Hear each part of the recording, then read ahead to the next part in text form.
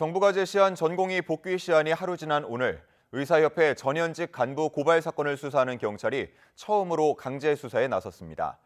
의협은 조금 전 입장을 내고 물러설 곳 없는 낭떠러지에 서 있다며 전국 의사들에게 모레 서울 여의도로 모여달라고 요청했습니다. 취재기자 연결해서 자세한 내용 들어봅니다. 우종훈 기자. 네, 사회부입니다. 네, 경찰의 의사협회 압수수색 아직 진행 중이죠?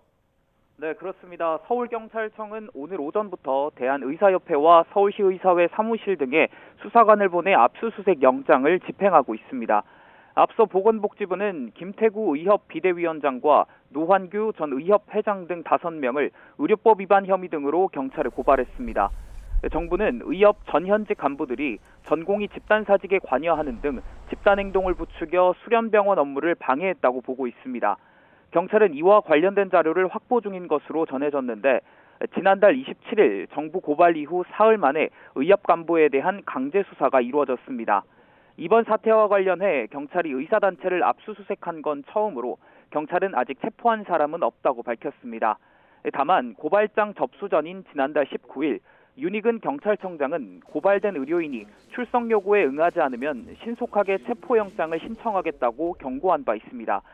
또 의료계 집단행동을 주도하는 핵심 인물들은 구속 수사까지 염두에 두고 있다며 강경 대응 방침을 분명히 했습니다. 네, 의사협회가 정부 고발에 대한 입장도 냈죠.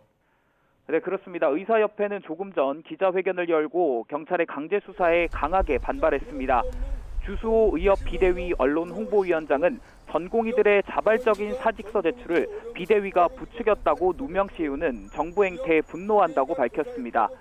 또 낭떠러지에 서 있다면서 전국 의사들에게 모레 오후 서울 여의도로 집결해 총궐기대회에 참석해달라고 호소했습니다. 이제 우리는 더 이상 물러설 곳이 없는 낭떠러지 앞에 서 있습니다. 우리가 한 걸음 더 뒤로 물러서면 대한민국 의료는 회복할 수 없을 정도로 황폐화될 것이 자명합니다. 하지만 의사단체만큼이나 정부 입장도 강경합니다.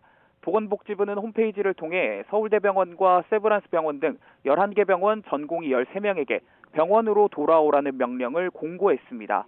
여기엔 각자의 면허 번호까지 적혀 있는데 보건복지부는 주소 확인이 안 되는 이유 등으로 우편 송달이 어려워 공고문을 게시했고 긴급 상황인 만큼 효력은 오늘부터 발생한다고 덧붙였습니다. 정부와 의사단체의 강대강 대치는 총궐기대회가 있는 연휴 마지막 날까지 악화일로로 치달을 것으로 보이는데 이날 집회엔 서울경찰청장이 직접 현장에서 경찰 인력을 지휘할 것으로 전해졌습니다. 지금까지 사회부에서 전해드렸습니다.